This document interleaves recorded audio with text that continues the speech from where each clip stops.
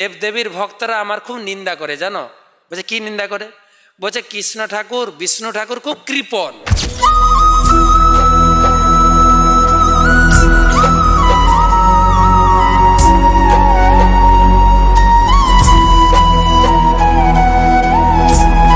মদন মোহন সেবা করছেন, এক ব্রাহ্মণ এসে সরাসরি ভাগবতম দিচ্ছেন ওনাকে। তো ভাগবতমটা হাতে নিয়ে সঙ্গে সঙ্গে 5খানা শ্লোক রচনা করে গুণকীর্তন করছেন, একদম 5খানা শ্লোক।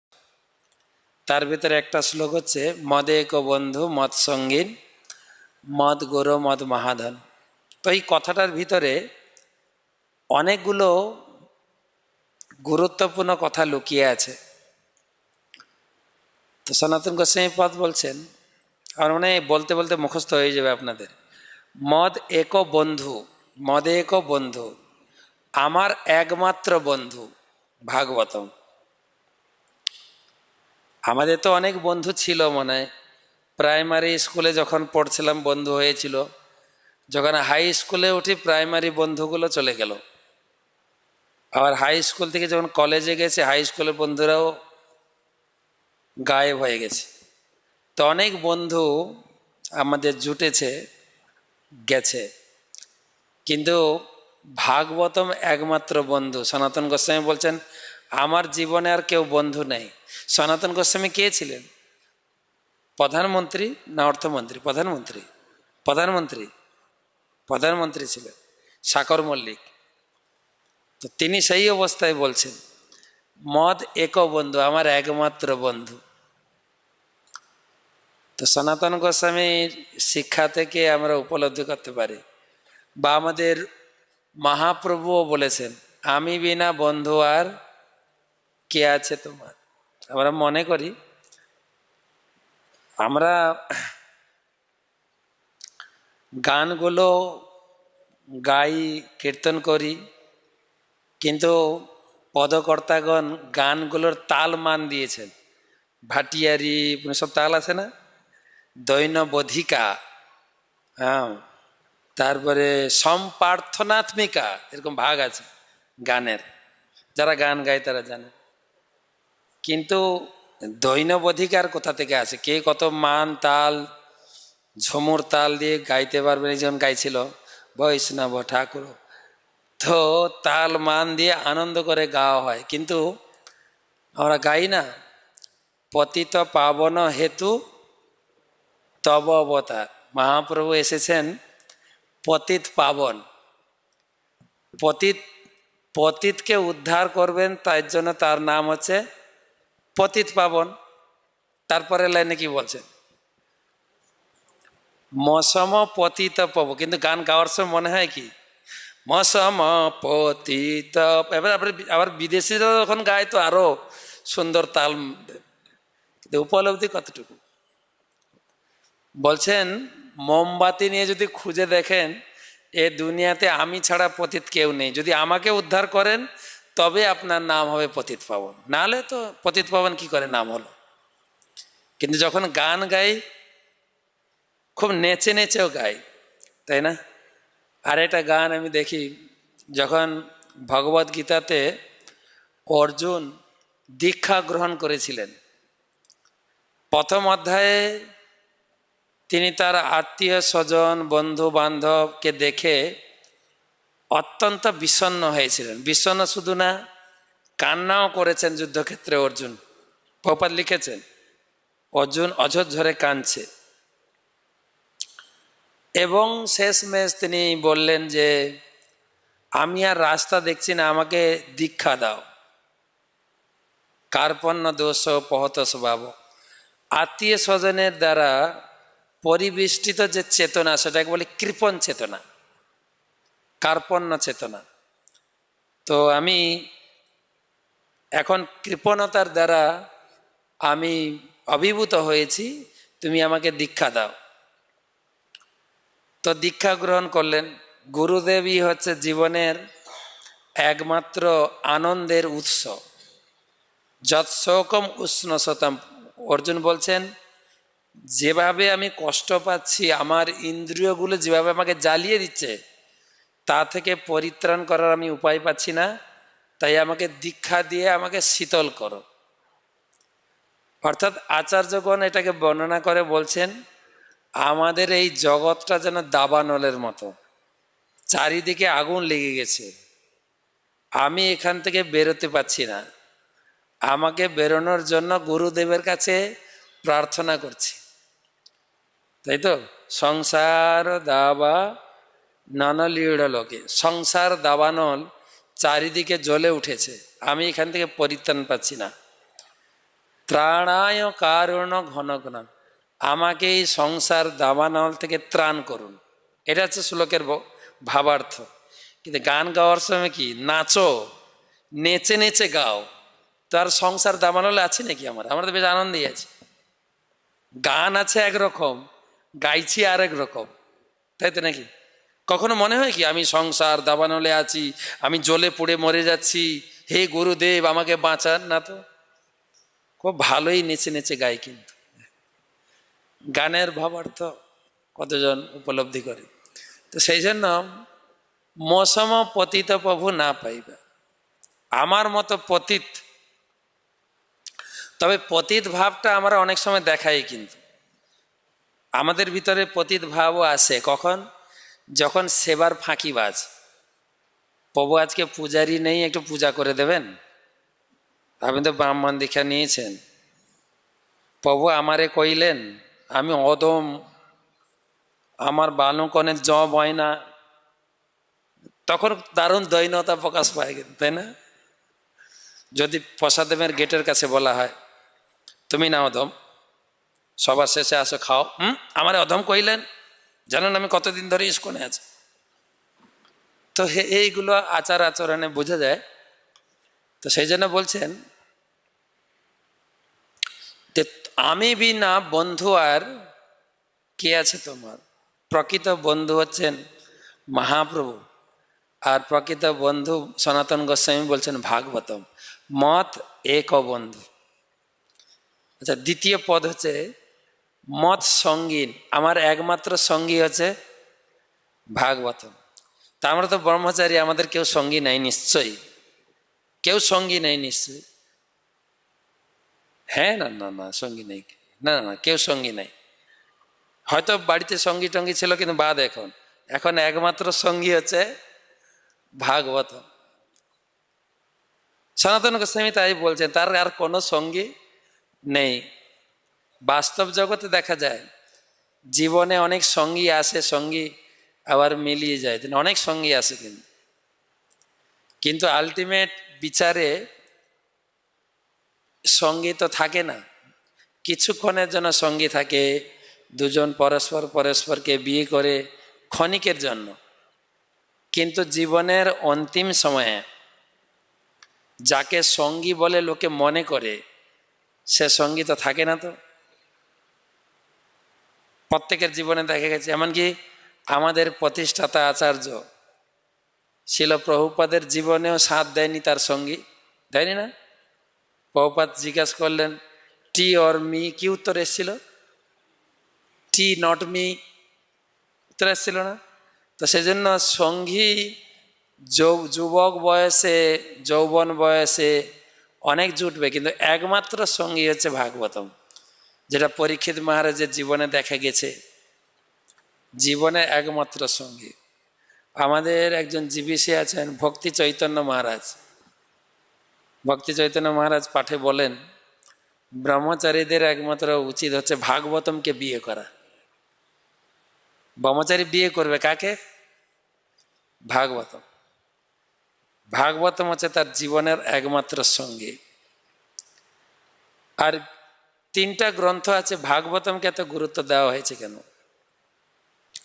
গীতা, ভাগবতম, চৈতন্য চরিতামৃত। গীতা হচ্ছে প্রাথমিক শাস্ত্র, ভাগবতম হচ্ছে ডিগ্রি শাস্ত্র, আর চৈতন্য চরিতামৃত হচ্ছে পোস্ট গ্র্যাজুয়েট পিএইচডি শাস্ত্র। গীতা প্রাথমিক শাস্ত্র, মানে যে কোনো ব্যক্তি, কেউ যদি বলে আমি ধর্ম করব, গীতার প্রথম শ্লোক হচ্ছে ধর্ম। গীতার প্রথম শ্লোক ধর্মক্ষেত্রে। কেউ ধর্ম করতে চাও তো গীতা পড়ো, গীতা তোমাকে পড়তেই হবে। গীতা না পড়লে তুমি ধর্ম বুঝবে না। তো সারা গীতাতে 574টা শ্লোকে ভগবান জ্ঞান দিয়েছেন। পুরো গীতাতে কি আলোচনা হয়েছে? কৃষ্ণই ভগবান, দেবদেবী ভগবান নয়। কৃষ্ণের নিরাকার স্বরূপ শ্রেষ্ঠ নয়, সাকার স্বরূপ হচ্ছে শ্রেষ্ঠ। জ্ঞান যোগে তাকে পাওয়া যাবে না, সাংখ্য যোগে পাওয়া যাবে না, অষ্টাঙ্গ যোগে পাওয়া যাবে না। কিসে পাওয়া যাবে? ভক্তিয়া মাম অভিজানাতে, কেবল ভক্তি দ্বারা পাওয়া যাবে। আর আমি হচ্ছি ভগবান, অহম সর্বস্ব প্রভু। এবং পুরো গীতার জ্ঞান দান করার পরে ভগবান লাস্ট একদম শেষ নির্দেশ ছেড়েছেন কি? সর্বধর্মান পরিত্যাজ্য। তোমার যা যা ধর্ম করছো ধর্ম ছাড়ো। অধর্ম ছাড়তে বলেননি, কি? ধর্ম ছাড়ো। কেন না? যারা অধর্ম করে তাদের নিয়ে ঝামেলা নেই। ঝামেলাটা হচ্ছে কাদেরকে নিয়ে? যারা ধর্ম করে। কত প্রকার ধর্ম। তাই ধর্মের প্রকৃত উদ্দেশ্য হচ্ছে মামেকম শরণং ভজ। এইখানে গীতার জ্ঞান সমাপ্ত। তাহলে সারা গীতা থেকে এইটাই জানা যায় কৃষ্ণ হচ্ছেন ভগবান। ঠিক আছে, এবার গীতার জ্ঞান শেষ হলো। ভাগবতম কোথা থেকে শুরু হলো? এখন আমাদের ভক্তি বৈভব চলছে না? ভাগবতমের প্রথম শ্লোক তো সবাই জানে, জানে না সবাই? ভাগবতমের প্রথম শ্লোক, হ্যাঁ, তার আগের লাইন আছে একটা, হোক নমো ভগবতে বাসুদেবা। ওং নমো ভগবতে বাসুদেব প্রথম লাইন। এটার অর্থ হচ্ছে, যারা আমি প্রাইমারি স্কুল ছেড়ে যখন হাই স্কুলে যাই, অ্যাডমিশন টেস্ট হয়, অ্যাডমিশন টেস্ট। তুমি প্রাইমারি স্কুলটা ভালো করে পড়ে পাস করেছো নাকি? তো অ্যাডমিশন টেস্ট শ্লোক ওং নমো ভগবতে বাসুদেবা। তুমি কি বসুদেবের পুত্র বাসুদেবকে ভগবান বলে মানছো? হ্যাঁ কি না? ঠিক চিহ্ন দেবে, হ্যাঁ না হ্যাঁ। তুমি পাস করলে, এবার ভাগবত পড়ো। ঠিক আছে, এবারে ভাগবতমের প্রথম 3টা শ্লোকে পুরো ভগবত তত্ত্ব দিয়েছেন। 3টা শ্লোক হচ্ছে মঙ্গলাচরণ, প্রথমটা হচ্ছে নমস্কার, দ্বিতীয়টা হচ্ছে বস্তু নির্দেশ, তৃতীয়টা হচ্ছে আশীর্বাদ। জন্মাদি অশ্ব যত অন্যায় ইততর চ আর্থিসু অভিজ্ঞ সরাট। জন্ম মানে সৃষ্টি, সৃষ্টি পালন সংহার, যত অন্যায়। অন্যায় মানে হচ্ছে বাস্তবে দেখছি অন্য কেউ সৃষ্টি করছে। যেরকম আমাকে সৃষ্টি করেছে আমার মা বাবা, ভগবান সৃষ্টি করেনি তো আমাকে। কিন্তু এখানে বলছেন ব্যাসদেব যে যত অন্যায় মানে হচ্ছে ব্যতি রেখে, মানে অন্য কেউ হয়তো সৃষ্টি করছে, যেরকম ব্রহ্মা সৃষ্টি করেছেন, কিন্তু সব মূল উপাদান সৃষ্টি করেছেন কে? ভগবান। সেই জন্য বলছে অন্যায় যত অন্যায় ইততর চ আর্থিসু অভিজ্ঞ সরাট। তো প্রথম শ্লোকে বলা হলো যে কৃষ্ণকে যদি তুমি ভগবান বলে স্বীকার করো, কোন কৃষ্ণকে? বসুদেবের পুত্র। যদি ভগবান বলে স্বীকার করো তবে ভাগবতমে ঢুকো, ভাগবতম পড়ো। ভাগবতমে কত শ্লোক আছে? 18,000। সুত গোস্বামী লিখেছেন ভাগবত মাহাত্মে 12 অধ্যায়ে 12 স্কন্ধে 13 অধ্যায়টা সব ভাগবত মাহাত্মে লেখা। ওখানে কোন পুরাণে কত শ্লোক আছে একজন চার্ট দিয়েছেন, চার্ট করে দিয়েছেন। তো সেখানে বলছেন ভাগবত মহাপুরাণে 18,000 শ্লোক আছে। তো পুরো 18,000 শ্লোকে কি বর্ণনা আছে? আমরা তো গীতা থেকে জেনে নিলাম কৃষ্ণ ভগবান, ভাগবতে কি জানবো? কোন কৃষ্ণ, কোন কৃষ্ণের পূজা করব? কোন কৃষ্ণ হচ্ছে রসশ্রেষ্ঠ? কোন কৃষ্ণ? বলে কোন কৃষ্ণের পর ভাগ আছে নাকি? বলছে হ্যাঁ, 3 কৃষ্ণের বর্ণনা ভাগবতমে রয়েছে। তিনি হচ্ছেন দ্বারকার কৃষ্ণ, তিনি হচ্ছেন মথুরার কৃষ্ণ, তিনি হচ্ছেন ব্রজের কৃষ্ণ। কোন কৃষ্ণ রসশ্রেষ্ঠ? সর্বদামোদর গোস্বামী বলেছেন কার পূজা করতে হবে? কার? তদ্ধাম বৃন্দাবনম। তার আগের লাইনে আরাধ্য ভগবান। ভগবান আমাদের আরাধ্য ভগবান। কোন ভগবান? ব্রজের, ব্রজে সতত নয়, ব্রজের ভগবান। আমরা কোন ভগবানের পূজা করি? ব্রজের ভগবান, ব্রজরাজ কৃষ্ণ। এবং ব্রজরাজ কৃষ্ণের বর্ণনা পুরো একটা স্কন্ধ, দশম স্কন্ধ, 90টা অধ্যায় আছে। অন্যান্য বইগুলো ছোটোখাটো, যেরকম প্রথম স্কন্ধে 19টা অধ্যায়, দ্বিতীয় স্কন্ধে 10টা, তৃতীয় স্কন্ধে 33টা, তখন 34টা সব। কিন্তু একদম দশম স্কন্ধে মাত্র 90টা অধ্যায়, টোটাল 335টা অধ্যায় আছে ভাগবতমে। তো রসশ্রেষ্ঠ কৃষ্ণ, তো তিন কৃষ্ণের ভিতরে আমাদের পূজ্যপাদ পুরুষোত্তম মহারাজ বলেন, দ্বারকার কৃষ্ণ পূর্ণ,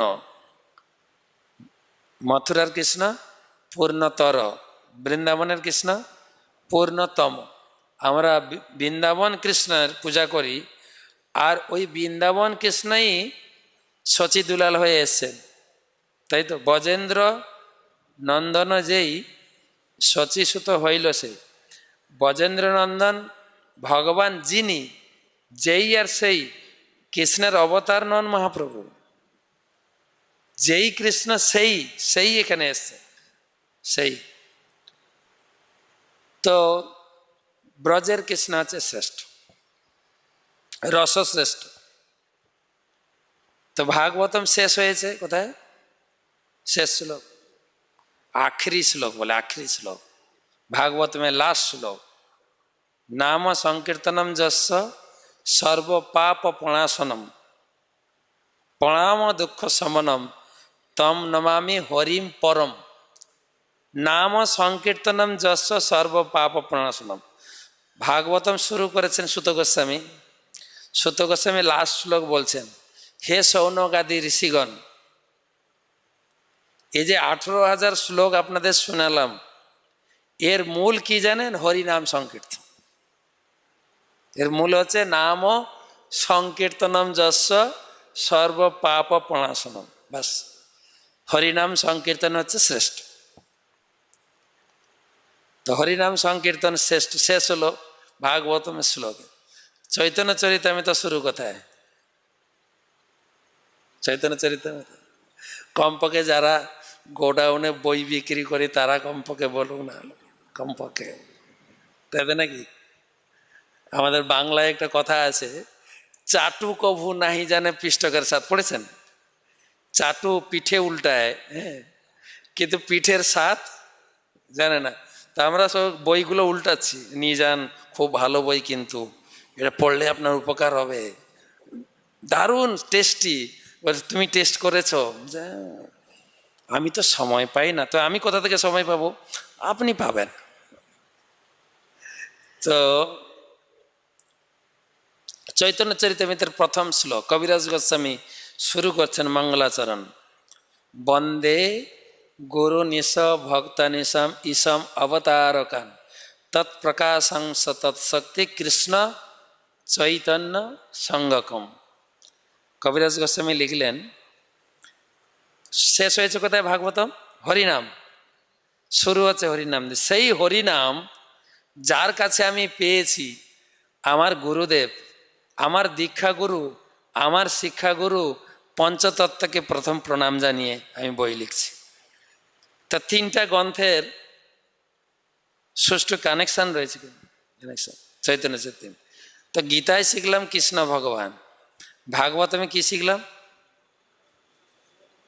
কোন কৃষ্ণ শ্রেষ্ঠ? রসশ্রেষ্ঠ, রসরাজ, ব্রজরাজ শ্রেষ্ঠ কৃষ্ণ। চৈতন্য চরিতামৃতে কি আছে? চৈতন্য চরিতামৃতে ওতে তো বেশি শ্লোক নেই, মাত্র 1 লাখ শ্লোক আছে, 1 লাখ, 1 লক্ষ শ্লোক।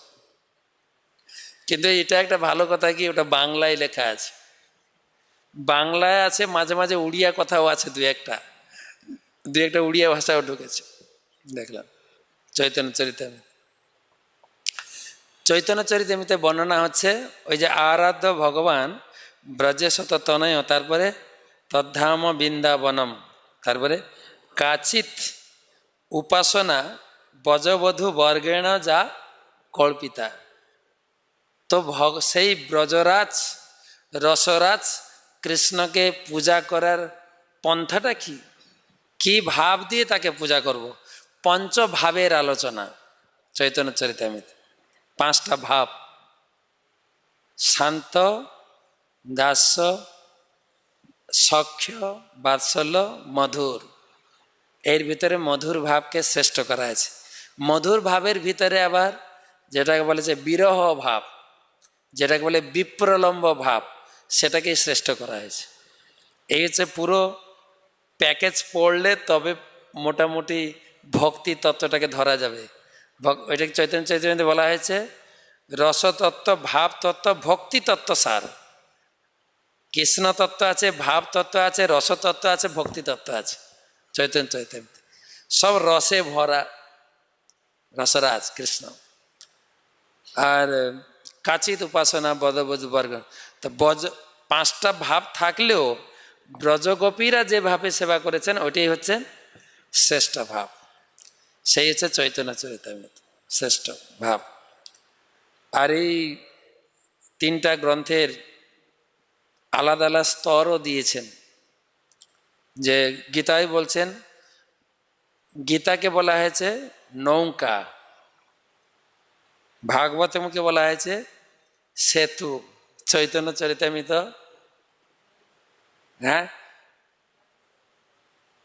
আমি রঘুনাথ দাস গোস্বামীর মনশিক্ষা থেকে বলি, এটা যে বালুচরের মতো। গীতা একদম সরাসরি শ্লোকে বলছেন, চতুর্থ অধ্যায় 36 নম্বর শ্লোক, অপি চেদসি পাপেভ্য সর্বেভ্য পাপ কীর্তম সর্বম জ্ঞানং প্লবেনৈব বৃজিনম সন্তরিষ্যসি। তুমি যদি অত্যন্ত পাপিষ্ট হয়ে থাকো, গীতারূপ নৌকাতে আশ্রয় করো, এই দুঃখ সমুদ্র পার হয়ে যাবে। গীতা হচ্ছে নৌকা। আমরা যেখানে বাস করছি এটা হচ্ছে দুঃখ সমুদ্র, সংসার সমুদ্র। যদি আমরা মাটিতে বসে আছি, কিন্তু শাস্ত্র বলছে এটা সমুদ্র, দুঃখ সমুদ্র। বা বিশ্বনাথ চক্রবর্তী ঠাকুর বলেছেন এটা হচ্ছে দাবানল জঙ্গল, বলেছেন না? তো দুঃখ সমুদ্র পার হতে পারবে। আর গীতায় বললেন অপার সংসার সমুদ্র সেতু। এই জড় জগৎকে চিন্ময় জগতের সঙ্গে একটা সেতু করেছেন, সেটা হচ্ছে ভাগবতম, সংযোগ সেতু। ভাগবতমকে আধার করে যেতে পারে। আর চৈতন্য চরিতামৃতে হায়ার, এ মন হরিনাম কর সার, হরিনাম কি বলে, এ ভব সাগর হবে বালিচর হাঁটিয়া হাঁটিয়া হইবে। তো এই সমস্ত গ্রন্থের সব। তো সেই জন্য মদ এক বন্ধু মদ সঙ্গীন, আমার একমাত্র সঙ্গী ভাগবতম। তারপরে পথ মদ গুরু, ভাগবতম হচ্ছে আমার গুরু। মদ সঙ্গীন, মদ গুরু, মত মত মহাধন। আমরা টাকা পয়সাকে ধন বলি, বাড়ি ঘর সম্পত্তিকে ধন বলি, কিন্তু ভাগবতম আমরা কখনো কখনো ভাগবত প্রচার করতে গেলে লোককে বলি এটা একটা আপনার সম্পদ, বহুমূল্য সম্পদ। লোকে যখন জিজ্ঞাসা করে কত টাকা দিতে হবে, আমি কাউকে টাকার কথা বলি না সাধারণত ভাগবত প্রচার করতে গেলে। আমি টাকা দিয়ে কিনতে পারবেন না, তবু বলবেন তো 25,000 টাকা দাম। তোমার চোখ বড় বড় করে 25,000 টাকা দাম। বাস্তবিক পক্ষে ভাগবতের প্রথম স্কন্ধটা যে ওয়েট, যে ওজন, যেভাবে বাইন্ডিং করেছে, যেভাবে তার এত কোয়ালিটি করেছে, যে কোনো বই দোকানি বা যারা লাইব্রেরিয়ান, যারা বই কেনে অথবা যাদের ঘরে ছেলে মেয়ে পড়াশোনা করে, তাদেরকে হাতে দিয়ে বলুন কত দাম হবে বইটা। কমপক্ষে 1,500 টাকা দাম, 1200 টাকা দাম হবে বাজার মূল্য। তাহলে 18টা বইয়ের দাম কত? 25,000। আমি কম বলি নেই তো, ঠিক আছে কিনা? তো 25,000 আপনি নেবেন, বলে দাদা এত টাকা, তা হাফ টাকা দেন, 12,000 টাকা দেন, আর একটু কম করুন না। তারও হাফ, 6,500 টাকা। সত্যি বলছেন? হ্যাঁ দেবেন সত্যি, নাকি আমার সঙ্গে ঠাট্টা তমাশা করছেন? আপনি সত্যি এখন দেন না, এখনই দেবো আপনাকে। তো 25,000 থেকে নামি নিজে নিজে, ঠিক আছে? তো প্রশ্ন আছে বহুমূল্য, বহুমূল্য। আর আপনারা দেখবেন এটা শাস্ত্র কথা, কিন্তু আমরা বাড়িয়ে বলছি না। যখন বীর হাম্বীর, সেই বনবিষ্ণুপুরের দস্যু রাজা বীর হাম্বীর, তার কাহিনী দেখবেন। তিনজন ব্যক্তি গিয়েছিলেন বৃন্দাবনে কোর্স করতে জীব গোস্বামীর আন্ডারে, শ্যামানন্দ প্রভু, নরোত্তম দাস ঠাকুর, শ্রীনিবাস আচার্য। পুরো পড়াশোনা কমপ্লিট হলো, ভক্তি বৈভব কোর্স কমপ্লিট, বলে এবারে গাড়িতে বই লোড করে সংকীর্তন প্রচারে যাওয়া। তার তো মাথায় হাত, বৃন্দাবন ছেড়ে আমরা যাব, করার কিছুই ছিল না, আদেশ। তো তারা এসছিলেন গাড়ি লোড করে, গরু গাড়ি লোড করে অনেক কষ্টে বাংলায় প্রবেশ করলেন। বাংলা তখন মুসলিম রাজ্য, সারা ভারতটাই মুসলিম রাজ্য ছিল তখন বলতে গেলে। ছোট ছোট রাজা ছিল হিন্দু, এখানে হিন্দু রাজা হলেও দস্যু। তো তার একজন গণককার ছিল, গণককার ওর ওর গণিতে বলছে, ওর জ্যোতিষবিদ্যায় বলছে আমাদের রাজ্যে বহুমূল্য সম্পদ ঢুকছে। তিনজন তীর্থযাত্রী আসছেন উত্তরপ্রদেশ থেকে, উত্তর ভারত থেকে, ওদিকে তারা বহুমূল্য উপহার নিয়ে ঢুকছেন। রাজা কি বললেন যে যাত্রীদেরকে না মেরে তাদের সম্পদগুলো হরণ করো। সম্পদ হরণ করেছে।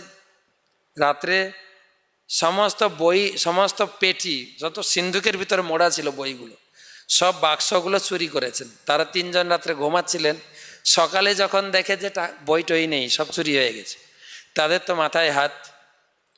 তখন কি করবেন? তো শ্যামানন্দ প্রভুকে বললেন তুমি তোমার দেশে যাও, প্রচার শুরু করো।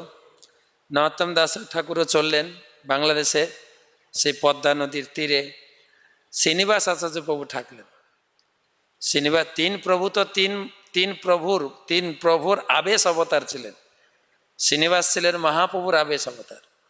শ্রীনিবাস থাকলেন গ্রন্থ উদ্ধার করার জন্য, খুব চিন্তিত কি করে গ্রন্থ পাবো। একদিন দেখছেন একটা ব্রাহ্মণ ভাগবত হাতে নিয়ে যাচ্ছে। বলছে তুমি যাচ্ছ কোথায়? বলছে রাজা প্রতিদিন ভাগবত শুনে। ওইটা শুনে ওর মাথাটা গেছে, বলি রাজা তো দস্যু, ভাগবত শুনে? বলছে হ্যাঁ। বলছে আমি কি যেতে পারি ভাগবত শুনতে? বলছে হ্যাঁ আসুন। তোর ভাগবত শুনে শ্রীনিবাস আচার্য প্রভুর পছন্দ হয়নি, যে শ্লোকে যা বলা হয়েছে। কেন উনি তো একদম কোর্স করে ফিরেছেন, জীব গোস্বামীর আন্ডারে কোর্স করে ফিরেছেন, উনি তো ভাগবতম ভালোই জানেন। তো যেভাবে ভাগবত পড়ছে এই ব্রাহ্মণ কুমার, পছন্দ হচ্ছে না। রাজা কিন্তু দেখেছেন যে এই লোকটা নতুন এসছে আজকে শ্রোতা হিসাবে, কিন্তু এর ভাগবত শুনে নিশ্চয়ই ভালো লাগছে না। তখন ক্লাসের শেষে ওনাকে ডেকেছেন। তো আমি বুঝতে পারছি আপনার ভাগবত শুনে আপনি তৃপ্ত হননি।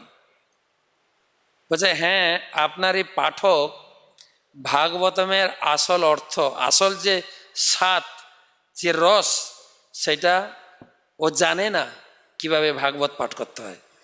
বলছে তাহলে আপনি ভাগবত পাঠ করতে জানেন? বলছে যদি আপনার আজ্ঞা হয় আমি পাঠ করব। বলছে কালকে তাহলে আপনি পাঠ করবেন। তো পাঠ করেছেন। যে ভাগবতমের যে টিকা টিপ্পনী জীব গোস্বামীর আন্ডারে পড়েছেন, তার যে ভাগবত বলার যে মাধুরীমা, যেরকম আমাদের গৌরকৃষ্ণ মহারাজ আসতেন, শ্রীশ্রীমৎ রাধা গোবিন্দ মহারাজ যখন সুস্থ থাকতেন, তার ভাগবত মাধুরীমা শুনলে অভিভূত হওয়া যায়। ভাগবত বলা যায়, ব্যক্তি ভাগবত সাক্ষাৎ। তো ভাগবত শুনে রাজা অভিভূত হয়েছে। তখন ওই যেদিন চুরি করেছে সেদিন তো ঘরে পেটিগুলো খুলেছে, অনেক বহুমূল্য, জ্যোতিষবিদ্যায় বলেছে বহুমূল্য, তাহলে অনেক সোনা দানা টাকা পয়সা থাকবে। খুলে দেখছে গ্রন্থ, আর সে হাতে লেখা গ্রন্থ, তো একদম সোনার পাতের মতো লাগছে দেখতে। আর সেই গ্রন্থকে স্পর্শ করে রাজা, তার হৃদয় অন্তঃকরণ শুদ্ধ হয়েছে। তিনি পস্তাচ্ছেন এই জিনিস কার, আমি কার চুরি করেছি, কি করে কেন চুরি করলাম। আমি জাস্ট ওই পয়েন্টটা বোঝাতে চাইছি, জ্যোতিষবিদ্যাতে ধরা গেছে এই জিনিসটা হচ্ছে বহুমূল্য। তাহলে আমরা যে লোকের কাছে বলি বহুমূল্য, কথাটা ভুল নয় তো, সত্যিকারের বহুমূল্য। তো তখন রাজা তাকে ঘরে নিয়ে গেলেন। সেদিন পাঠ শুনে অভিভূত হয়েছেন, ঘরে নিয়ে গেছেন। দেখেন আমার ঘরে কিছু গ্রন্থ আছে, আপনাকে দিতে চাই। আর গ্রন্থ দেখছেন, ওটা তো আমাদেরই গ্রন্থ। এই গ্রন্থ উদ্ধারের জন্য আমি এখানে রয়েছি। তখন অপরাধ হয়েছে এই সাধুর চরণে। সাধুর চরণে অপরাধ থেকে মুক্ত হওয়ার পন্থা কি? পন্থা সাধুর কাছে দীক্ষা নিতে হবে, না হলে সাধুকে বাবা বলে সম্বোধন করতে হবে। ওই যে গঙ্গা অপরাধ করলেন, গঙ্গা বাবা বলে খালাস না? গঙ্গা জন্মমণি চরণে অপরাধ করলেন, বলছে বাবা আমাকে ক্ষমা করে দিন। বাবা বললেই ক্ষমা, বা গুরুদেব বললেই ক্ষমা। তো দীক্ষা নিয়েছেন, দীক্ষা দিয়েছেন, নাম হয়ে গেল চৈতন্য দাস। বলছে গুরুদেব বলুন, আমার এবারে সেবার আদেশ দিন। বলছে সেবা একটাই, আপনার রাজ্যে যত গণককার যারা লেখে সবাইকে লাগান ভাগবতগুলো কপি করতে। তখন তো প্রিন্টিং প্রেস ছিল না, কপি করে এবারে পুরো এই হচ্ছে সংকীর্তন চালু হলো। তো আমি যে বলছি মহাধন ভাগবতম, ধন নয়, ভাগবতম হচ্ছে মহাধন। মদেক গুরু মত সঙ্গীন মত গুরু মত মহাধন। মত নিস্তারক্য, আমাকে নিস্তার করবে কে? ভাগবত। মত নিস্তারক, আমাকে আর কেউ উদ্ধার করতে পারবে না। মত নিস্তারক্য। তারপরে মত ভাগ্য, আমার ভাগ্য খুলে দেবে। আমরা যদি ভাগবতমের ভিতরে প্রবেশ না করি, আমার ভাগ্য খুলবে কি করে? বড় জোর আমি তাকাতে পারি সবার কত বাড়ি ঘর হয়ে গেল পাশে, আমার তো কিছু হইল না, এই চিন্তা আসবে। চারিদিকে দেখছেন না আমাদের কত বড় বড় জঙ্গল। আমি তো কার কোনটা বাড়ি চিনি না, মাঝে মাঝে কোথাও একটা কার বাড়িতে অনুষ্ঠান থাকলে ডাকে, তো দেখি এত গলি গলি, মানে কলকাতার সে গলিও ফেল, জঙ্গল, খানিকটা জঙ্গল হয়ে গেছে অলরেডি, কত বড় বড় বাড়ি। তো মাঝে মাঝে ছাদে উঠলে চিন্তা হয় সবার এত বড় বড় বাড়ি হইয়া গেল, কিন্তু ওগুলো ধন। আর ভাগবতম হচ্ছে মহাধন, এটা খেয়াল রাখতে হবে। ওগুলো ধন, ভাগবতম আমার ভাগ্য খুলে দেবে। মত নিস্তারক মত ভাগ্য। লাস্ট ওয়ার্ড, লাস্টটা কি? মদানন্দ, আমার জীবনে আনন্দ দেবে কে? ভাগবত। ভাগবতমই আমার জীবনকে আনন্দময় করে তুলবে। কিরকম আনন্দময় করবে? ভাগবতমের প্রথমে তো ব্যাসদেব অনেক গ্রন্থ লিখেছে, বেদ, পুরাণ, ইতিহাস, উপনিষদ সব লিখেছেন, একদম পাহাড়ের মতো সাজিয়েছেন গ্রন্থ। এগুলো লেখার পরেও চিত্তে শান্তি পাননি। চিন্তা করলেন আমার জীবনে কোথায় যেন একটা অভাব থেকে গেছে, সেবার ত্রুটি থেকে গেছে। তো পরের দিন সকালে সরস্বতী নদীর জলে স্নান করে, ভাগবতম প্রথম স্কন্ধে বর্ণনা আছে, স্নান করে পবিত্র হয়ে শুদ্ধ বস্ত্র তিলক আদি আনি করে গুরুদেবের ধ্যান করছেন। গুরুদেব আমার সেবার ত্রুটি কোথায়, আমি কেন আনন্দ পাচ্ছি না? তো বলতে বলতে গুরুদেব বিমান থেকে নামছেন। ওনার গুরুদেব মাটিতে হাঁটেন না, ওনার গুরুদেব মাটিতে তো পাপি লোকেদের পা ঠেকে, পাপি যারা আমরা না, আমাদের পা লাগে, যারা মুক্ত পুরুষ তাদের পা মাটিতে লাগে না। দেখবেন ইস্কনের গুরুদেবের পাও খুব একটা মাটিতে লাগে না, সবসময় আকাশে উড়ে বেড়াচ্ছেন। তো নারদ মুনি উপর থেকে নামছেন, একদম হর্ন দিতে, নারায়ণ নারায়ণ। তো নারদ মুনিকে দেখে প্রচুর সম্মান করেছেন ব্যাসদেব। ব্রহ্মাকে যেরকম সম্মান করা, এরকম লিখেছেন সুত গোস্বামী। সম্মান করেছেন, আসনে বসিয়েছেন, পাদধৌত করেছেন, তার সেবা করেছেন, অত্যন্ত বিনম্রভাবে বলছেন প্রভু অহোভাগ্য আমার গৃহে আপনি উপস্থিত হয়েছেন। তো গুরুদেব বলছেন বৎস তুমি কুশলে আছো তো? তোমার মন মেজাজ শুকনো শুকনো লাগছে কেন? ব্রহ্মচারী জীবন, আনন্দের জীবন, তুমি তো শুকনো কেন? তো তুমি, তোমার ঘাটতি কোথায়? বলছে গুরুদেব আপনি তো ডাক্তার, হ্যাঁ আমি তো রোগী। রোগী রোগটা বলতে পারবে, কিন্তু রোগের কারণ কি করে বলবে? আমি যে চিত্তে অসন্তোষ, আনন্দ পাচ্ছি না, এটা ঠিকই, কিন্তু কারণ কি সেটা আপনি বলবেন। আপনি হচ্ছেন অন্তর্যামী, আপনি হচ্ছেন সাক্ষাৎ ভগবানের শরীর থেকে ব্রহ্মার সৃষ্টি, ব্রহ্মার শরীর থেকে আপনি সৃষ্টি, সরাসরি বলতে গেলে ভগবান থেকে আপনি সৃষ্টি। হ্যাঁ, আপনি কোনো মায়ের গর্ভ থেকে জন্মাননি, একদম ভগবানের পরম্পরা, তাই না?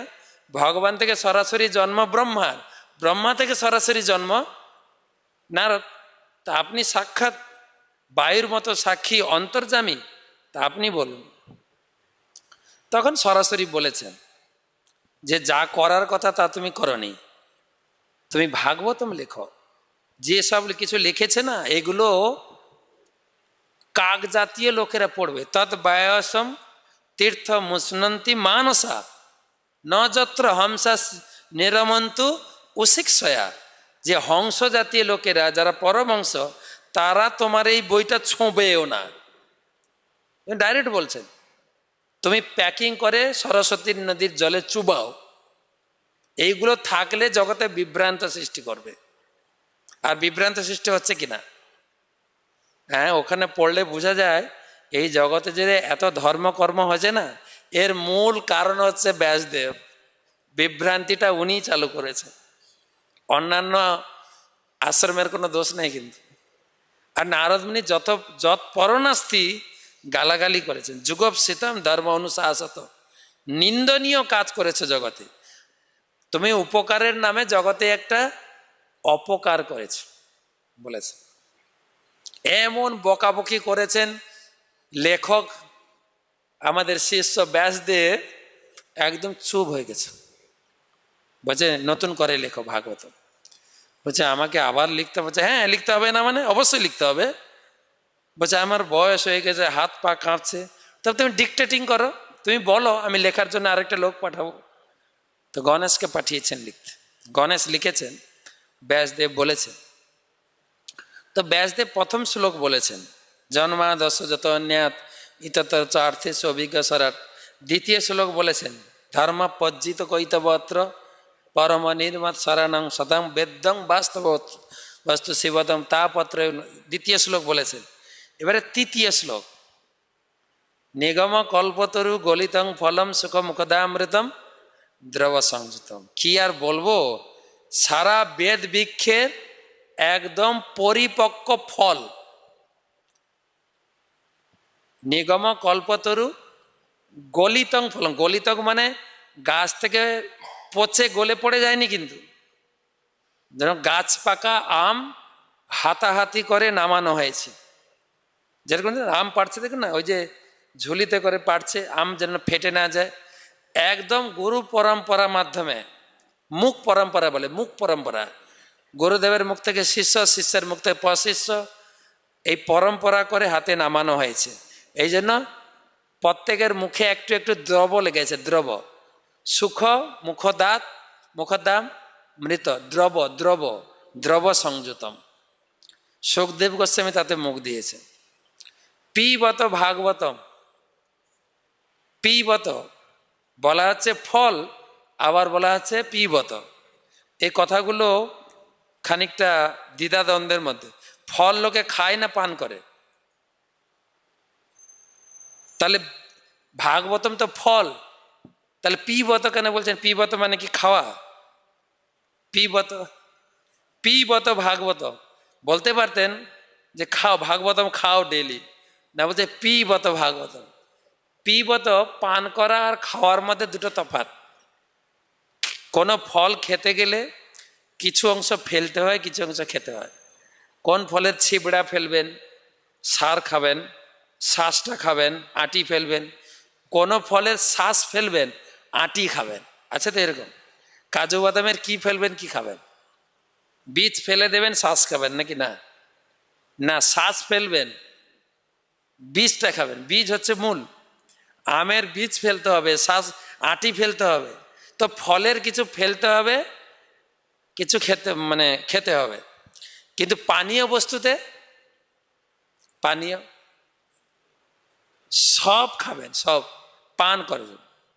এখন তো আবার পানীয় কথাটা উঠে গিয়ে এখন হয়ে গেছে shake, milk shake, mango shake, সব শেক এসে গেছে এখন, তাই না? তো পানীয় বস্তুতে সবটাই পান করা যায়। তো ভাগবতমকে পান করুন। এই দুটোর অর্থ হচ্ছে গীতা একটা শাস্ত্র, গীতাও ফল, কিন্তু গীতার অনেক জিনিস বাদ দিতে হবে আপনাকে। গীতার যা জ্ঞান দেওয়া আছে সব আপনি নিতে পারবেন না, নিতে, কেননা এখানে সর্বসাধারণের জন্য জ্ঞান দেওয়া হয়েছে। সেখানে অষ্টাঙ্গ যোগ আছে, বসুন না 2 দিন 4 দিন ফুসফাস করুন না, দেখেন কেমন লাগে।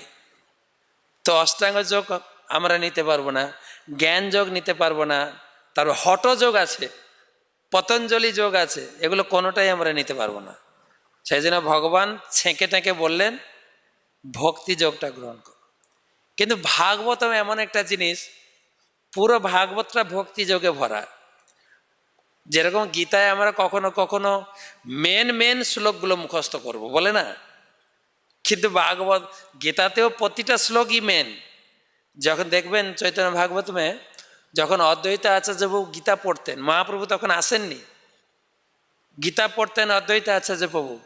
গীতা পড়ে যে গীতাতে ভক্তির রস খুঁজে পেতেন না, অনেকবার পড়তেন, যখন ভক্তি খুঁজে পেতেন না কি করতেন? উপবাস হয়ে ঘুমিয়ে পড়তেন, রাত্রে কিছু খেতেন না।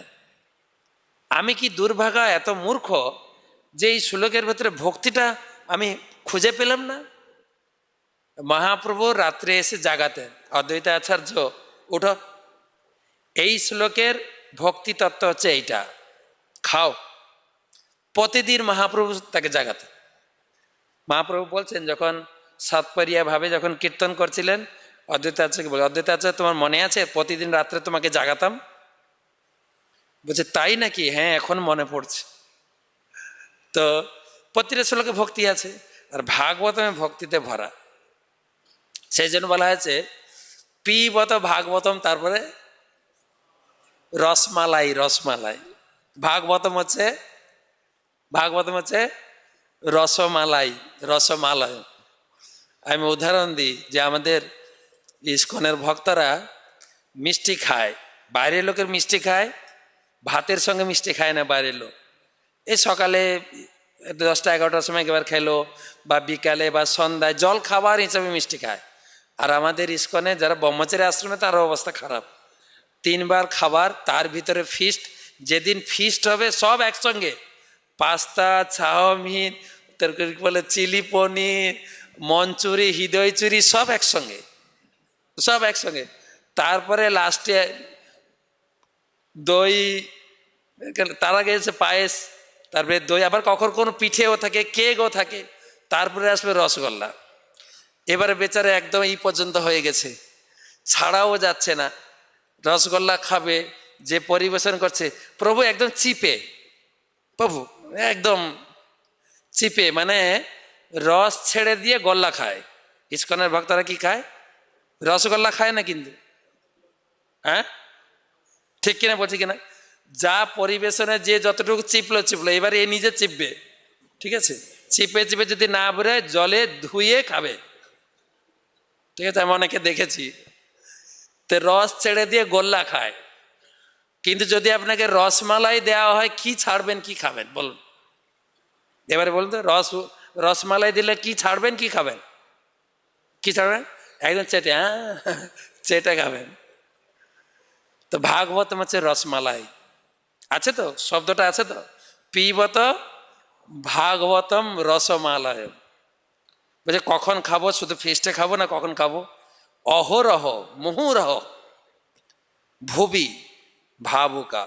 হে রসিক ভক্ত, হে ভাগ্যবান, তুমি সেই ভাগবতম পান করো। কে পান করবে? কে পান করবে? ভুবি। ভুবি মানে কি? ভুবি মানে যার পৃথিবীতে জন্ম হয়েছে। এই ভাগবতম নচ কৈলাসে, কৈলাসে নেই, নচ সত্যে, ব্রহ্মলোকেও নেই, সত্যলোকেও নেই, বৈকুণ্ঠে নাস্তি অয়ং রস, বৈকুণ্ঠেও নেই এই ভাগবতম। এই ভাগবতম কেবল পৃথিবীতে। পৃথিবীর মানুষের জন্য দেওয়া হয়েছে। অত পিবন্তী সদ্ভাগ্যা, আরে এত ভাগ্যবান লোক তোমার পৃথিবীতে জন্ম হয়েছে না? ব্যাসদেব বলছেন তোমার না পৃথিবীতে জন্ম হয়েছে, এত ভাগ্যবান তুমি। মা মা মুচ্চন্তি কহিরচিত, কখনো ভাগবতমকে ছাড়ো না। মা মা মানে দুবার, না না ভাগবতমকে ছাড়ো না, ভাগবতমই পড়ো। তো সেই হচ্ছে ভাগবতম। সনাতন গোস্বামী হাতে নিয়ে একদম বুকে জড়িয়ে ধরে বলছেন, মদেক বন্ধু মত সঙ্গীন মদ গুরু মদ মহাধন মদ নিস্তারক মদভাগ্য মদানন্দ নমস্তুতে। এই ভাগবতমকে সঙ্গ করতে হবে, তাহলে মোটামুটি আমার জীবনটা সেফ।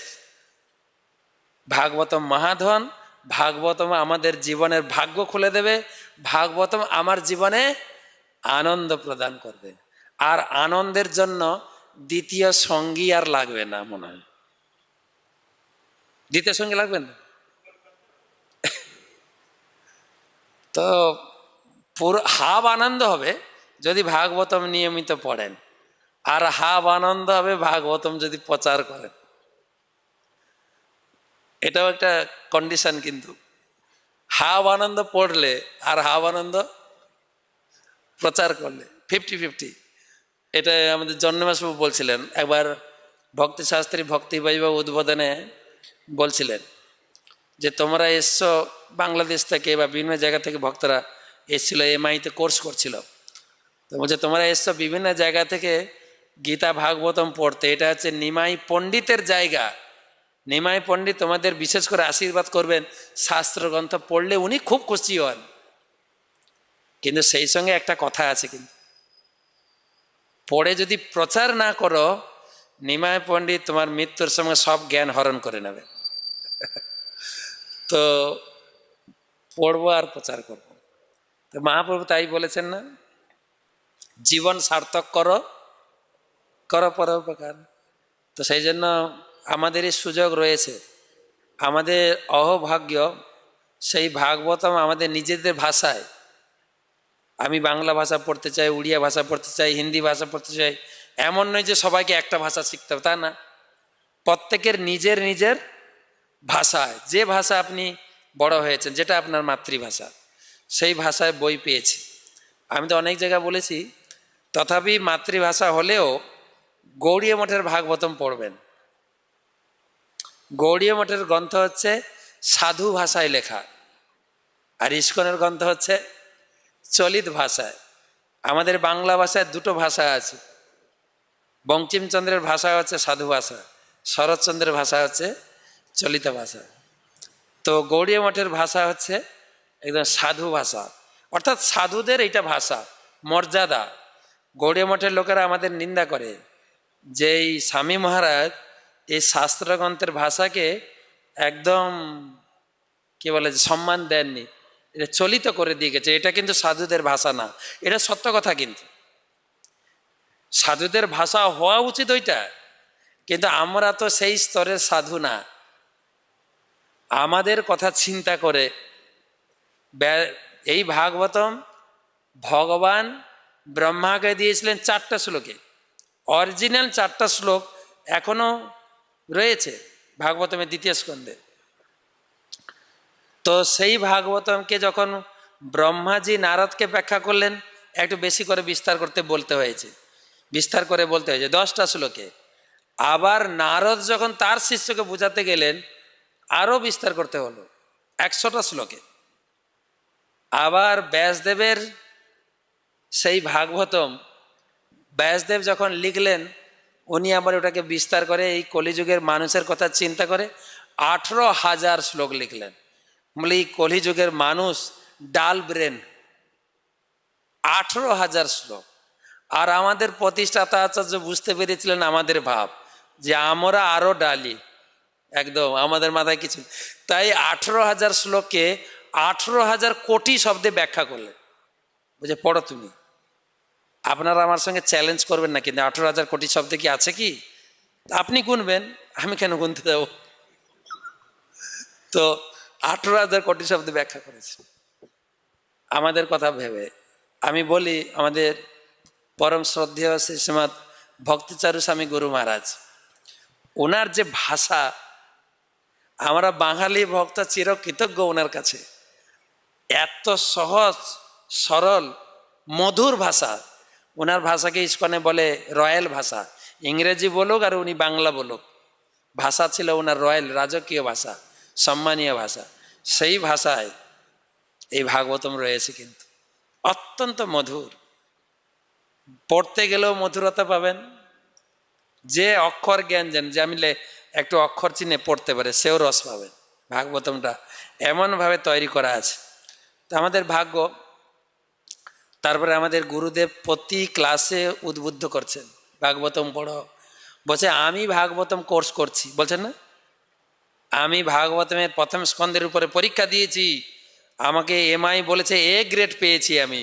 আর ওটা সবাইকে দেখাচ্ছেন গুরু মহারাজ, যে যেন একদম মেসেজ করে ছেড়েছেন, পোস্ট করে। তো গুরুদেব বলছেন, আর এখন ইস্কনের একটা পরিকাঠামো তৈরি হয়েছে, যে প্রত্যেক ভক্ত যেন, এখন বলছেন আমাদের শিক্ষা বোর্ড যে আছে, আমাদের শিক্ষা বোর্ডে দুজন মিনিস্টার আছেন, কো মিনিস্টার, শেষা প্রভু আর তপন মিশ্র প্রভু, আর আমাদের অতুল কৃষ্ণ প্রভু আছেন এক্সাম বোর্ডের চেয়ারম্যান। তো তাদের বক্তব্য যে একদিন আসবে ভক্তিশাস্ত্রে না করলে দীক্ষা হবে না। এখন তো আইডিসি কোর্স করলে দীক্ষা, প্রথম দীক্ষা, দ্বিতীয় দীক্ষা হচ্ছে ভক্তিশাস্ত্রী। এটা এখন কম্পালসারি চলছে, তাও ভক্তিশাস্ত্রে কত লোক করছে। এসে জেলা প্রচারের কাছে কাকুতি মিনতি, প্রভু এই বয়সে কি আর পড়াশোনা করা যায়, আমারে একটু কৃপা করিয়েন প্রভু। তা বলছে এই করে করে তারা ডায়াগনোসিস করে দেখেছে সারা ইস্কনে 1 লক্ষ লোকের ভিতরে ম্যাক্সিমাম হয়তো 10,000 লোক ভক্তিশাস্ত্রী করেছে, ভক্তিভাবে হয়তো 2,000 লোক করেছে, আর ভক্তি বেদান্ত তো হাতে গোনা 10-15টা। তারা চাইছে এই ভক্তিশাস্ত্রে প্রচুর পরিমাণে লোক করুক, শাস্ত্র পড়ুক লোকে, যেটা যেটা কবিরাজ গোস্বামী চাইছিলেন। সিদ্ধান্ত বলিয়া চিত্তে না করা অলস, ইহা হইতে চিত্ত লাগে সুদৃঢ় মানুষ। এই কোর্সের পরিকাঠামো আগের থেকে চেঞ্জ হয়েছে, কিন্তু আগে একটা ভুল ধারণা ছিল সবার, ভক্তি শাস্ত্রী বলতো না, ভক্তি শাস্তি। আগে একটা কথা প্রচলিত ছিল কিন্তু ইস্কনে, কি ভক্তি শাস্তি। মহাপ্রভুকে এসব দিয়েছেন নাকি? মহাপ্রভু বলছেন হরিনাম করো। কিন্তু এখন সেই কোর্সকে এত এত মানে সরলীকৃত বলবো না, এত মডিফাই করা, যে ইংরেজিতে বলে মডিফাই করা হয়েছে, যে প্রচুর পরিমাণে লোক কোর্স করার জন্য আগ্রহ প্রকাশ করছে। তো সেই জন্য আমরা গীতা পড়বো, গীতা পড়ার পরে ভাগবতম পড়বো। যেরকম আমি 3টা গ্রন্থের কানেকশন দেখালাম, গীতাতেও প্রতিটা অধ্যায়ের সঙ্গে সুন্দর সুসংবদ্ধ সাজানো রয়েছে, প্রতিটা শ্লোকের সঙ্গে সাজানো আছে। এটা একটা উন্নত জ্ঞান এবং পদ্ধতিগত জ্ঞান। এমন নয় যে যারা বাইরের লোক, যারা শিক্ষিত লোক, তারা বলে এ গীতা একটা এলোমেলো, যেখানে সেখানে জ্ঞান ছড়িয়ে আছে। না, এক অধ্যায় থেকে এক অধ্যায় উন্নত উন্নত উন্নততর জ্ঞান দেওয়া হয়েছে, এবং প্রতিটা অধ্যায়ে ভগবান বলছেন কিন্তু তোমাকে আগের থেকে উন্নত জ্ঞান দেব, দেখবেন আগের অধ্যায় থেকে আরো উন্নত জ্ঞান দেব, এরকম বলছেন ভগবান। তো যাই হোক, সবাইকে অশেষ ধন্যবাদ। আমাদের এই ব্রহ্মচারী জীবনে, যেটা আমাকে সুমন্তবাবু বলছেন, ব্রহ্মচারী জীবনের একমাত্র আমরা ব্রহ্মচারী জীবনকে টিকিয়ে রাখতে পারবো একটাই হাতিয়ার, আমাদের একজনই সঙ্গী, আর কেউ যেন সঙ্গী না হয়। আমি যখন অনেক ভক্ত আসে, আমাদের মাঝে মাঝে অনুষ্ঠান হয়, সবাইকে মালা পরায়, গলায় অনেকগুলো মালা থাকে। একটা ভক্ত আসে, মহারাজ আমাকে একটা মালা দেন। মালা দিতে পারি, একটা কন্ডিশন, আর কারোর কাছে কিন্তু মালা পরবে না কিন্তু তুমি, তাই তো নাকি? তো প্রশ্ন হচ্ছে, আমাদের একটাই হাতিয়ার, একমাত্র সঙ্গী, একমাত্র বন্ধু বলো আর বান্ধবী বলো, ওই ভাগবত। এমন উৎসাহ দিচ্ছেন পদ্মপুরাণে, বলছে গোবৎস সুতবৎসলা, হ্যাঁ, গৌর যথা সুতবৎসলা। যেরকম গাই যখন প্রথম বাছুর প্রসব করে না, আমাদের বাড়িতে গাই ছিল, মাঠে গাইকে নিয়ে যেতে হবে, আমরা গাইকে নিয়ে যাই না, বাছুরকে কোলে করে নিয়ে যাই, গাই কিন্তু পিছনে পিছনে চলো না, এই অভিজ্ঞতা আছে তো আমাদের। সেই জন্য বলছেন কেউ যদি ভাগবতমকে সঙ্গে নিয়ে হাঁটেন, গৌর যথা সুত বৎসলা, গাই যেরকম তার বৎসের প্রতি আসক্তি বশত তার পিছনে পিছনে ধাবিত হয়, আমিও সেরকম যে ভাগবতম নিয়ে হাঁটে তার পিছনে গাইয়ের মতো হাঁটতে থাকি। ভাগবতম নিয়ে হাঁটবেন, আপনার পিছনে ভগবান সব সময় থাকবেন, আপনার কেউ কিছু করতে পারবে না। তো বিপদ আপদ ভগবান আছেন তো পিছনে, আটকাবেন না। গাইয়ের মতো ভগবান রয়েছে। তো সেই গ্রন্থরাজ শ্রীমদ্ ভাগবতম আসছে সামনে ভাদ্র পূর্ণিমা, তো একটু বুঝিয়ে দিয়ে গেলাম সবাই মিলে একটু ভাগবতম পড়বেন না প্রচার করবেন, কোনটা বলবেন? হ্যাঁ, পড়ছি তো, আর পড়ার কথা বলবো না, পড়ছি। এবারে কাজ হচ্ছে, আমি আমাদের বীরভূম জেলা প্রচারককে বলেছিলাম এবারে কাজ হচ্ছে ভাগবতম প্রচুর পরিমাণে প্রচার করা। আমাদের লিস্ট করে করে দেখতে হবে প্রত্যেকের বাড়িতে ভাগবতম আছে কিনা। প্রভুপাদ বলেছেন কিন্তু যে আমার সোসাইটির প্রত্যেক সদস্যের প্রতি আমার অনুরোধ, I want that every respectable person has a full set of Bhagavatam and Chaitanya Charitamrita in his home.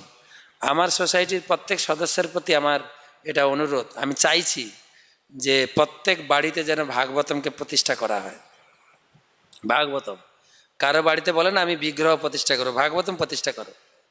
আমাদের জন্মাষ্টমী বলছিলেন, যখন আমাদের গাড়িতে গৌরনীতে উদ্বোধন হলো, উনি বলছিলেন গাড়িতে বিগ্রহ রাখার কোনো প্রয়োজন নেই, কেননা ভাগবতম সাক্ষাৎ ভগবান, তোমরা ভগবানকে নিয়ে বইছ, ভাগবতমকে পূজা করো।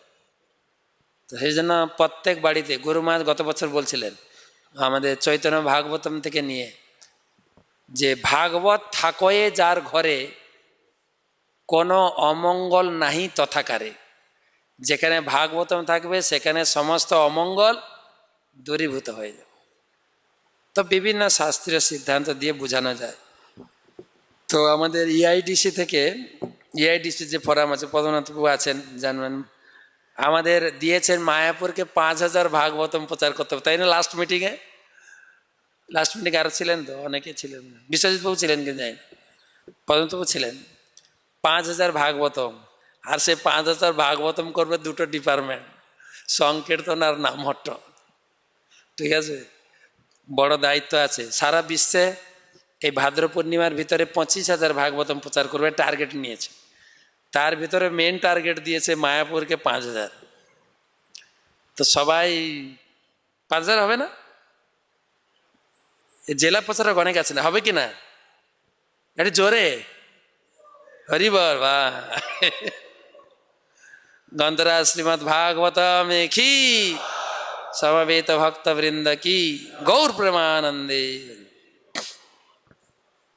প্রশ্ন হায় কথা, এমনি 10 মিনিট লেট হয়ে গেছে অলরেডি, 6টায় শেষ হয় না?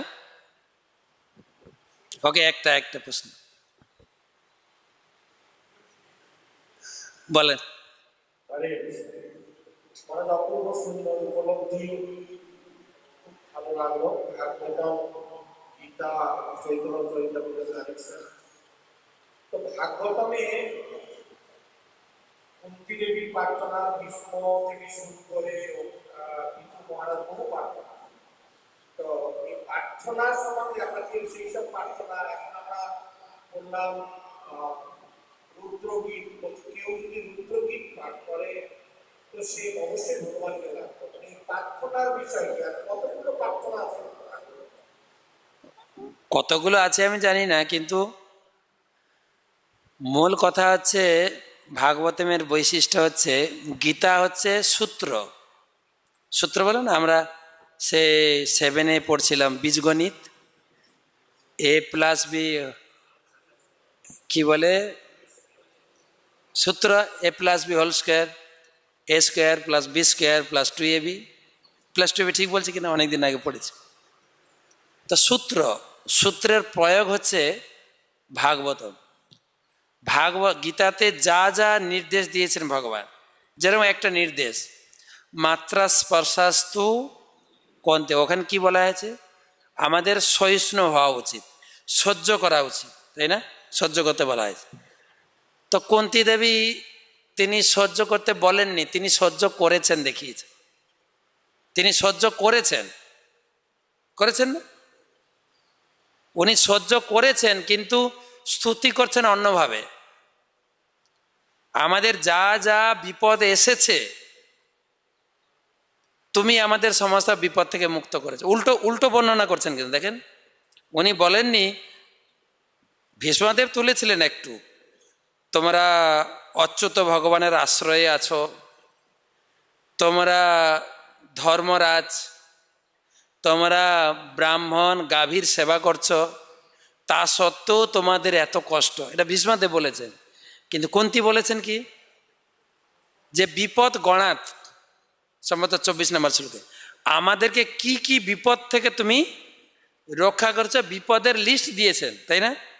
আমাদের জীবনে যা বিপদ এসছে, তুমি আমাদের বিপদ থেকে রক্ষা করেছো, তাই তোমার কাছে প্রার্থনা করি। কি প্রার্থনা করি? কি প্রার্থনা? বিপদই দাও, বিপদতা শশ্বত তত্র তত্র জগৎগুরু। শশ্বত, শশ্বত মানে, শশ্বত মানে ফিক্সড, ফিক্সড ডিপোজিট, একদম ফিক্সড ডিপোজিট করে দেন দুঃখটা। তার মানে শেখানো হচ্ছে ভক্তের জীবনটা হবে দুঃখে মোড়া।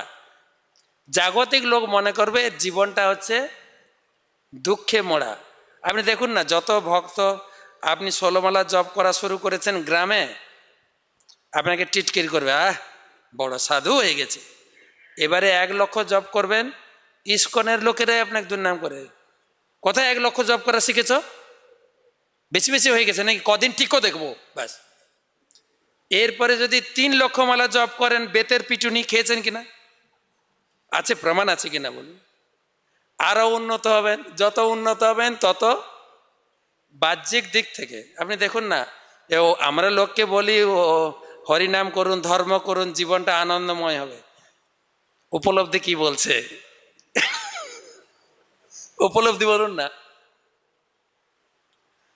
না, দুটো জিনিস আলাদা। জাগতিক দুঃখ, আমরা অবশ্যই আনন্দে আছি, কিন্তু বাহ্যিক দিক দিয়ে যারা বহির এতে রয়েছে, তারা দেখছে যে এরা একদম ভিখারি, এদের কিছুই নেই।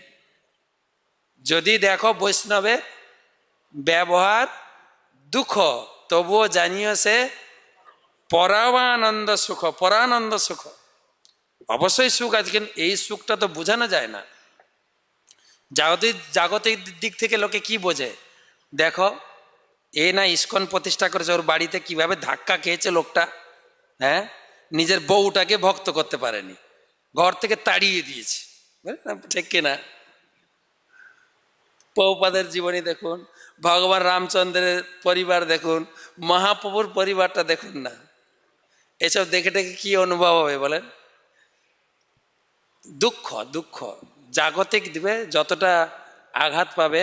আমরা উদাহরণ, আমাদের একবার গুরুমাজ বলছিলেন, যখন ওই কাটারি ধার বসে যায় না, কাটারি, আপনি দা বলুন, কুঠার বলুন, তখন ধার বসে যায়, কি করে বলেন তো? আগুনে পুড়ায়, পুড়ানোর পরে ঘা মারে, দেখবেন জোরে জোরে মারে না? তো ঘা মারতে মারতে শোধন হবে, নাহলে শোধন হবে না। সেই জন্য বিভিন্ন প্রার্থনা বিভিন্ন অ্যাঙ্গেলে আছে। কুন্তীর প্রার্থনা হচ্ছে আমাকে দুঃখ দিয়ে ভরে দেওয়া, কেন তোমার একটা স্বভাব আমি বুঝে ফেলেছি। কুন্তী বলছে, তোমার স্বভাবটা আমি বুঝেছি, কি না, কারো দুঃখ না পড়লে তুমি যাবে না। অর্থাৎ উল্টোভাবে বলছেন, দুঃখ না পড়লে তোমাকে ডাকবে না, তোমার কাছে আসবে না। এটা একদম বাস্তব সত্য। কুন্তী দেবী বলছেন যে আমি বুঝতে পেরেছি তোমাকে পাওয়ার একমাত্র উপায় হচ্ছে বিপদ, বিপদ তারণ মধুসূদন বলে না, তাই আমাকে বিপদে ভরে দাও, তাহলে আমি তোমাকে সবসময় দেখতে পাবো। ভীষ্মদেবের প্রার্থনা আরেক অ্যাঙ্গেলে। ভীষ্মদেব বলছেন যে যেখানেই ঝগড়াঝাটি সেখানেই তুমি। দেখবেন ভীষ্মদেবের পুরো প্রার্থনাটা কুরুক্ষেত্র মাঠকে নিয়ে বলেছেন। কুরুক্ষেত্র মাঠেরই বর্ণনা, কমল তমাল বর্ণম কমল নয়নম। কুরুক্ষেত্রের মাঠে বসেই তিনি কৃষ্ণকে দেখছেন তমাল বর্ণম উপভোগ করছে। দেখবেন বর্ণনা কি সুন্দর তোমার রূপ, আমি যখন তোমাকে বাণ মারছিলাম, আমি তো তোমাকে মারিনি, মারছিলাম অর্জুনকে, তুমি আগ বাড়িয়ে বাণগুলো সব খেয়েছ, ওগুলো তো বাণ না, যেন আই লাভ ইউ গোলাপ ফুল ছুঁড়েছি তোমাকে, একদম গোলাপ ফুলের ছাপ দেখতে পেয়েছিলাম আমি। দেখবেন বর্ণনা আছে। তো ওনার বর্ণনা আরেক রকম, বীরত্ব রসের বর্ণনা দিয়েছে। এবারে রুদ্রগীতের বর্ণনা আরেক রকম। রুদ্রগীতের বর্ণনা বেশিরভাগ অর্চনের বর্ণনা আছে, বেশি অর্চন, কি পদ্ধতিতে ভগবানকে স্তুতি করতে হয়, পূজা করতে হয়, অর্চন করতে হয় বিভিন্ন অ্যাঙ্গেলে। সুতরাং সব প্রার্থনা, তারপরে এই ধ্রুব ধ্রুব স্তুতি আরও উন্নত। ধ্রুব স্তুতিটা ছিল স্পেশাল। কেন স্পেশাল ছিল না, ধ্রুব তো পড়াশোনা করেননি, হাতে খড়িই হয়নি ধ্রুবার। 5 বছরের ছেলে রেগে মেগে ঘর বাড়ি ছেড়ে চলে গেছে। ভগবান এসে গেছেন, ভগবানকে দেখার সাথে সাথে মনে ইচ্ছা হয়েছে কিছু স্তুতি করব, কিন্তু কোনোদিন আমাদের মন্দিরের ডিপার্টমেন্ট হেড শ্লোক মুখস্থ করায়নি। ধ্রুবা কোথা থেকে শ্লোক বলবো, শ্লোক শিখেই নি একটাও। বলতে চাইছেন কিন্তু মুখ থেকে আছে। ভগবান স্পর্শ কম্ব না, মানে শঙ্খ স্পর্শ করালেন। শঙ্খ স্পর্শ করার সাথে সাথে পুরো হার্ড ডিস্ক জ্ঞান পুরো আপলোড হয়ে গেছে ধ্রুবের হৃদয়ে, পুরো জ্ঞান। আর সেই জ্ঞানের উদ্গার, সেই জন্য সব থেকে বড় বড় শ্লোক দেখবেন ধ্রুবের যে বর্ণ স্তুতি, খুব বড় বড় শ্লোক। কোন কোন সুরে যে পড়বে, আমি সুর জানি না, গুরুকুলে একবার গিয়ে শিখে আসবো কোন তালে পড়বে, কোন সুর। খুব খুব উন্নত ধ্রুবের। কেন ধ্রুব খুব হৃদয় থেকে বলেছেন, ধ্রুব খুব পস্তেছেন, খুব পস্তিয়ে বলে আমি বিশাল লস খেলাম, বিশাল লস খেয়েছি। কেননা যখন ধ্রুব যাচ্ছিলেন ভগবানকে প্রার্থনা করতে, নারদমণি এসেছিলেন, ভগবান পাঠিয়েছিলেন নারদমণিকে। তো নারদমণি এসে দীক্ষা দেবেন, দীক্ষার আগে পরীক্ষা নেবেন। তো আমাদের জেলা প্রচারক পরীক্ষা নেন না, পরীক্ষা, বা আপনি তখন কি কড়া হয়ে যান, প্রভু আপনাকে এত সেবা করলাম আমাদের বাড়িতে, আপনি এত কড়া ছিলেন না। তো দীক্ষার সময় তো কড়া হয়ে যায়, দেখবেন এত কড়া স্ট্রিক্ট। তো নারদমণি পরীক্ষা করেছেন, পরীক্ষা বুঝে, বাচ্চা ছেলে কোথায় যাচ্ছ, ওনার পরীক্ষার স্টাইল অন্যরকম ছিল। কোথায় যাচ্ছ, বলছে আমি যাচ্ছি ভগবানকে ধ্যান করতে, তপস্যা করতে। বলছে কেন না, আমার সৎমা আমাকে বাবার কোল থেকে নামিয়ে দিয়েছে, আমি বাবার থেকে উচ্চ পদ পেতে চাই। বলছে তুমি না বাচ্চা ছেলে, এ বাচ্চা ছেলেকে ভজন করে, যাও বাড়ি যাও, খেলবো এখন, খেলাধুলা করো। এ ছোট বয়সে ভজন টজন হয় নাকি? বাড়িতে মা বাবা একটু ঝগড়া করে, রাগ করলে হয়? চলো আমি মিটমাট করে দেবো, আমি একদম সালিসি সভা বসবো, চলো মিটমাট করে দেবো, সব ঠিকঠাক করে দেবো, আমার উপর ভরসা রাখো। হাঁ করে তাকাচ্ছে, বলছে আপনি কোত্থেকে এলেন? আমি যাচ্ছি হাই রোডে ভগবানকে তপস্যা করতে, যদি সাহায্য করতে পারেন করুন, যদি সাহায্য করতে পারেন না দয়া করে রাস্তা ছাড়ুন, আমি যাব। তখন নারদমণি বললেন তুমি পরীক্ষায় এ গ্রেড পেয়েছো, তোমার ভিতরে দম আছে, তোমাকে দীক্ষা দিলে আমার সুনাম হবে, তোমাকে দীক্ষা দেবো, বসো এখানে, এইখানে বসো। তোমাকে আর লিখিত পরীক্ষা আইডিসি কোর্স কিছু করতে হবে না, বসো কি দাস, দীক্ষা দিয়েছে। তো যখন ভগবানকে প্রাপ্ত হলেন, প্রাপ্ত হওয়ার পরে তখন প্রার্থনা ঘুরে গেছে। তাং প্রাপ্তবান দেব মনীন্দ্র গুহ্যম, আমি এসেছিলাম বাবার থেকে বড় আসন লাভ করার জন্য, গদি পাওয়ার জন্য, এখানে আপনাকে পেয়ে গেছি, যা হচ্ছে দেব মনীন্দ্র গুহ্যম কাঁচন বিচন, আমি এসেছিলাম কাঁচের টুকরা খুঁজতে, পেয়ে গেছি দিব্য রত্নম। তো বিশাল পস্তেছেন। তো ভগবান আমি আর কিছু চাই না, বলছে ধ্রুব এটা তো হবে না, তুমি যখন মন থেকে চেয়েছো তোমাকে নিতে হবে। 36,000 বছর তোমাকে ডিপার্টমেন্টের সঙ্গে লড়াই করে বাঁচতে হবে, যাও প্রচার করো, নাম করো, যা করো, করেছেন না? কত বছর? 36,000। তো যখন ফিরছেন গালে হাত দিয়ে ফিরছে, বিশাল লস করলাম। 10 বছর, 15 বছর, 20 বছর, 25 বছর ইস্কনে ব্রহ্মচারী থাকলাম, লাস্টে 4 হাত হয়ে ঘরে ফিরছি, কি বিশাল লস খাইলাম। বিশাল লস। তো এই ধ্রুব প্রচুর পস্তেছেন, তার জন্য তার প্রার্থনা আর একটু হায়ার, দেখবেন একদম অন্তর থেকে ঢেলে বলছেন আমি কিছু চাই না। চাই না বলতে হবে না, তখন ভগবান বলছে তুমি কি চাও বলো তো, তোমার তো 36,000 নিতে হবে, আর কিছু চাও? তখন বললেন ঠিক আছে প্রভু, আমাকে অর্বুদ কর্ণ প্রদান করবো। তুমি এত কান নিয়ে কি করবে? বললে আমার জ্ঞানের অভাব আছে, আমার যদি জ্ঞান থাকতো তাহলে আমি ওখানে নারদ মুনি যেভাবে আমাকে বুঝিয়েছিলেন যে তুমি জাগতিক আশা করে তুমি ভগবানকে ভজনা করো না, ওইখানে আমার চেঞ্জ হয়ে যায়। তাই আমি প্রচুর পরিমাণে সাধু সঙ্গের মাধ্যমে তোমার বীর্যবতী কথা শুনতে চাই, ওইটাই হচ্ছে জীবনের আনন্দ। আর ওইটা থাকলে আমি মোটামুটি 36,000 বছর অনায়াসে পার করে দিতে পারবো। তো সেই জন্য তিনি শ্রবণ করার জন্য প্রচুর কান চেয়েছেন। তো এক একজনের প্রার্থনা এক একটা অ্যাঙ্গেলে। তো আমার পক্ষে আসলে এই প্রার্থনাগুলোর আরেকটা উদ্দেশ্য হচ্ছে আমি জানি না ভগবানকে কি চাইতে হয়। যদি আমার সামনে ভগবান এসে যায় আমি কি চাইবো বলুন তো?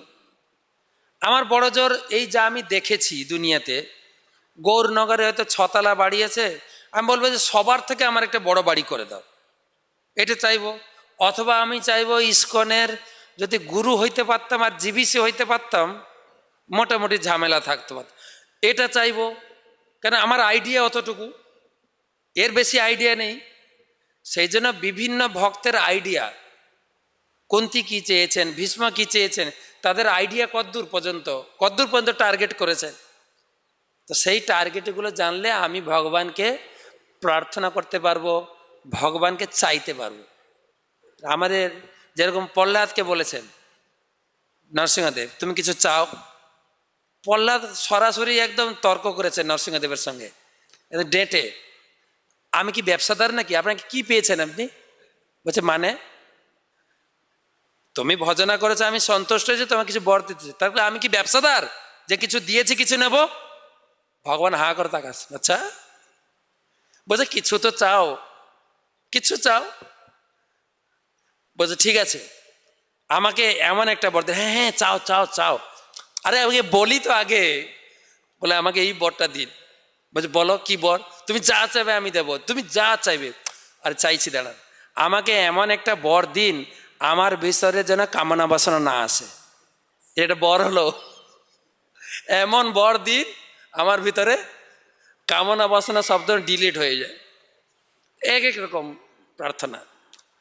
তো সেই জন্য আমরা ভগবানকে কি চাইবো এই প্রার্থনাগুলো পড়লে, যেরকম শ্রীধরকে মহাপ্রভু বললেন শ্রীধর তুমি কিছু চাও, তোমার সেবায় খুব আমি সন্তুষ্ট।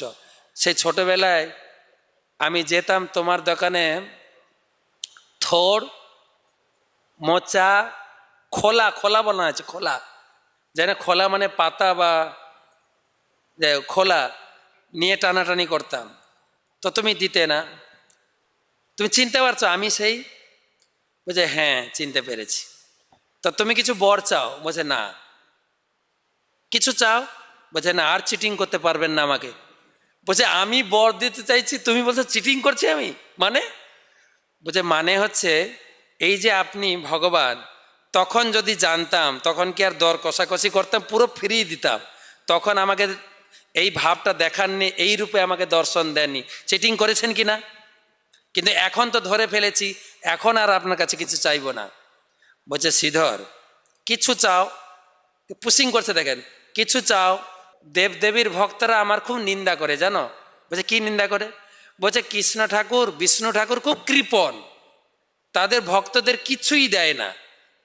আমরা দেবদেবীরা সবাইকে কত দান দিই, কিন্তু বিষ্ণু ঠাকুর আর কৃষ্ণ ঠাকুর বড় কৃপণ, এই বদনামটা ঘোচাতে চাই, তুমি কিছু চাও। বলছে তাই নাকি, আপনার বদনাম ঘোচানোর জন্য আমি চাইবো, ঠিক আছে। কি চাইলেন? যেই প্রভু কাড়ি নিল মোর থোড় কলাপাত, সেই প্রভু হোক মোর জন্ম জন্মনাথ। যে আমার দোকানে এসে দর কষাকষি করতো, বার্গেনিং করতো, তার চরণ যেন আমি কখনো ভুলি না, এটা চেয়েছে। তা বিভিন্ন ভক্তের প্রার্থনা স্তুতি শুনলে আন্দাজ